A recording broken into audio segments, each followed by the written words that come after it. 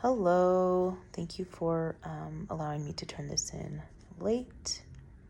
I thought it'd be best to do a video. The first question is, how does your culture, religious upbringing, and personal life experience affect your wishes regarding CPR, do not resuscitate orders, artificial nutrition and hydration, blood transfusion, and use of respirators?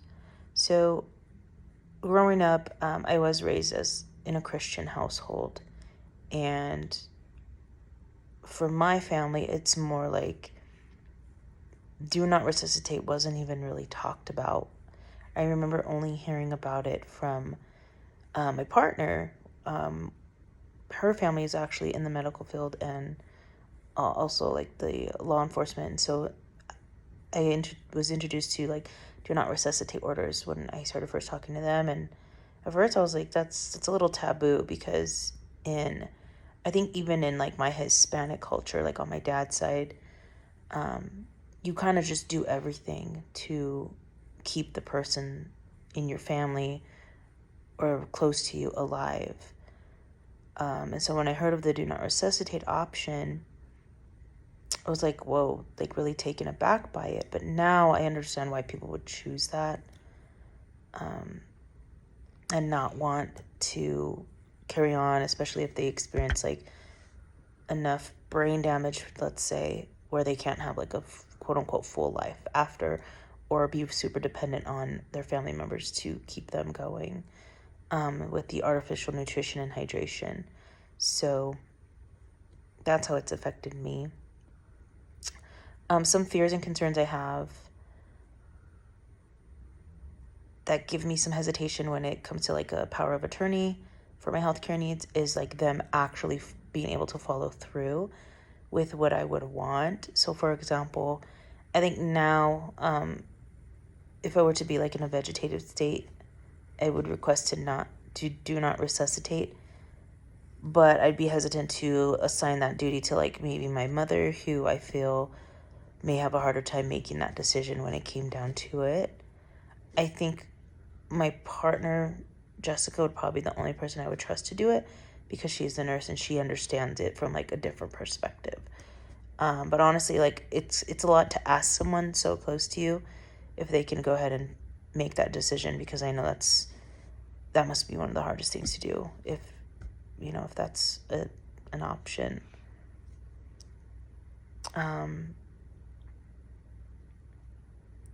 How I feel about planning for the end of my life as opposed to leaving it up to fate, it's a little tricky for me because now that I'm away from like Christianity, like I used, like way different than when I was a kid, I do believe it's best to plan for your end of life, like have life insurance.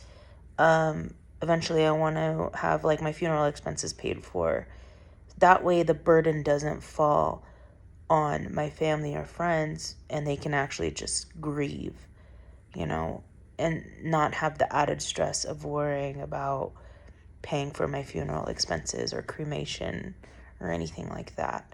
However, I do kind of still believe in like, well, I don't know how I'm going to die. And that piece is like, well, it is up to fate or God or whatever that may be. But I think it's best to plan for your end of life because everyone is going to die at some point.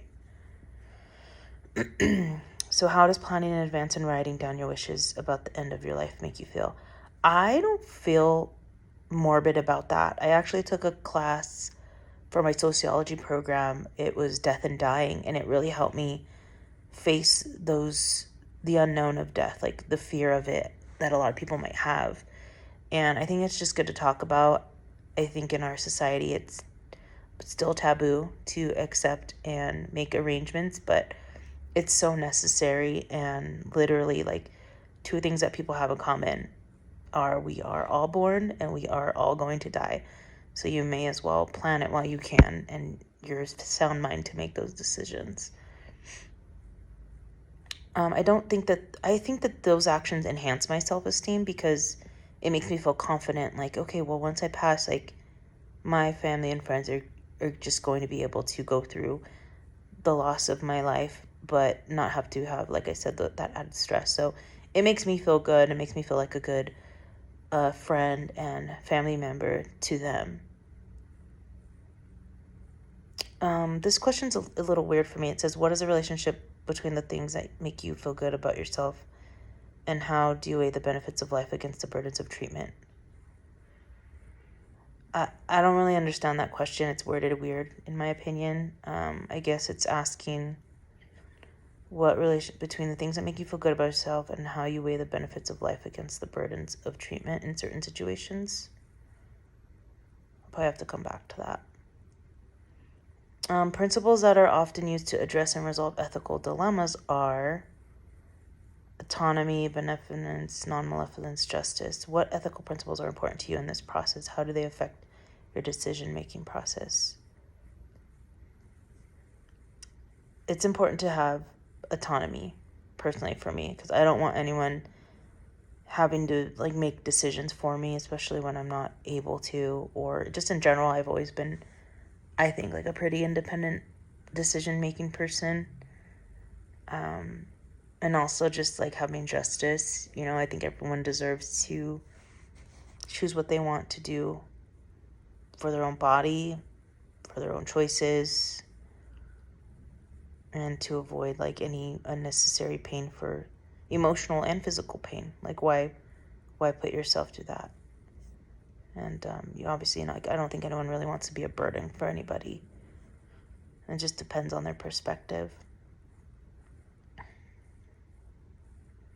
I think intrinsically, these end-of-life decisions, for me, they feel good to me, but they could be seen as bad to maybe certain religious groups. They may see it as selfish. I feel certain groups may think that if you do not resuscitate, it's selfish because then you're making your parents suffer because they still want you there. But to me, that's you're physically, your body will be there, but mentally, emotionally, you're not able to be there anymore. You may as well just be dead.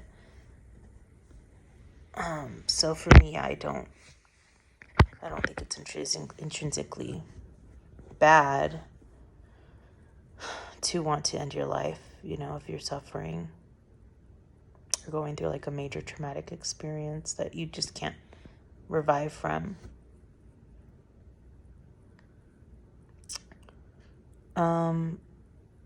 I don't really believe that human beings have some control over how we die. I mean, actually, let me take that back. So we don't know how we're going to die, but it's possible we can try to live longer, considering, we don't get in a car accident or we don't get cancer, because I know healthy people that still get cancer. But we can try to take control of our health, and certain choices and things we eat and our certain lifestyles may give us a better chance of survival, but we really don't know how we're going to die. So those things may or may not matter, but you can at least attempt to try to be healthy. But I do think the dying process is out of our control. And for those reasons, I do think it affects my desire to complete or designate a power of attorney for certain healthcare decisions, because I know it's really unpredictable.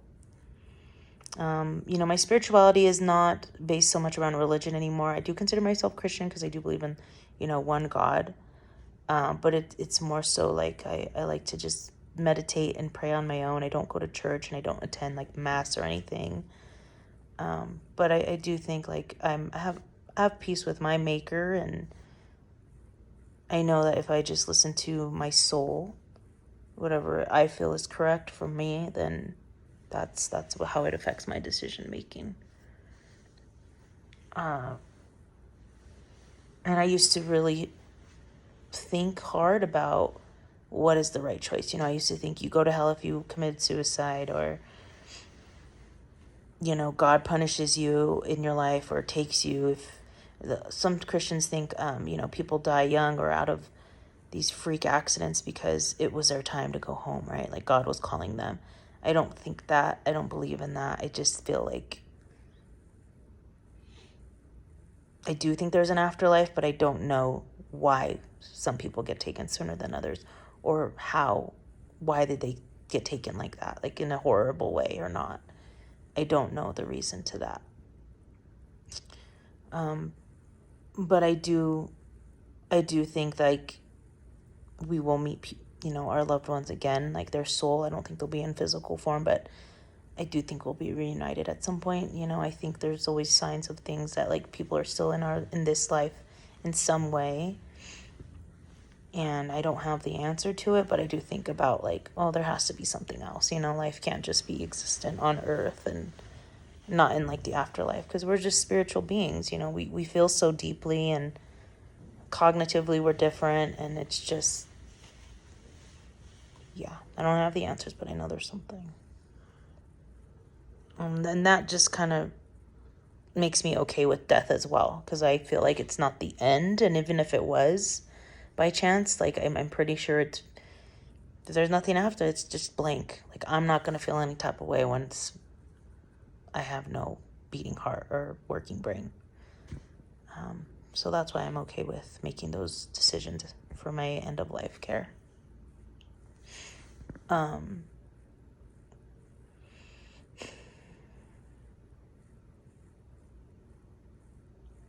think about, when I'm focusing on advanced directives, I think about my own interest in my own family, not so much the communities. I'm not like a big person in the community. I think the only communities I'm in are like school and work, and I don't really think about them. If I were to die, I think about my closest loved ones.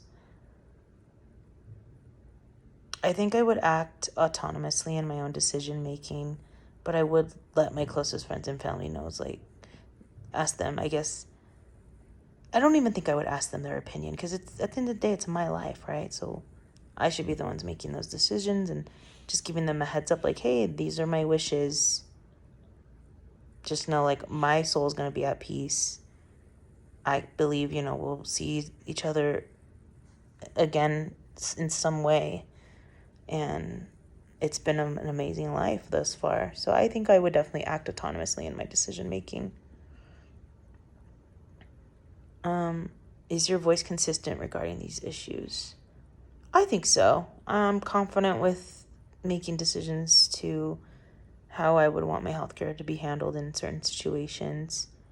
The only thing where I kind of teeter-totter, I think, is like the religion and spirituality aspect and what may happen after. But I mean, I'm okay with that.